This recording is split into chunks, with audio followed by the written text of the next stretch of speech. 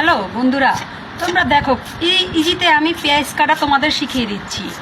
এইভাবে পেঁয়াজ কাটলে তোমার তরকারিতে ওই যে রশির মতো ঝুলা থাকবো না, পেঁয়াজটা অনেক সুন্দরভাবে মসৃণভাবে কাটা যাবে, আর ওই পেঁয়াজটা তরকারিতেও সুন্দরভাবে মিশে যাবে।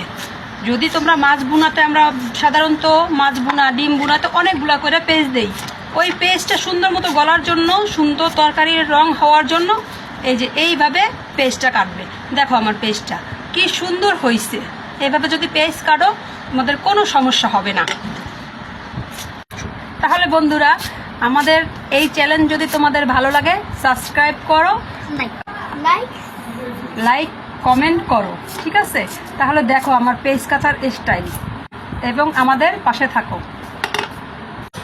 ধন্যবাদ।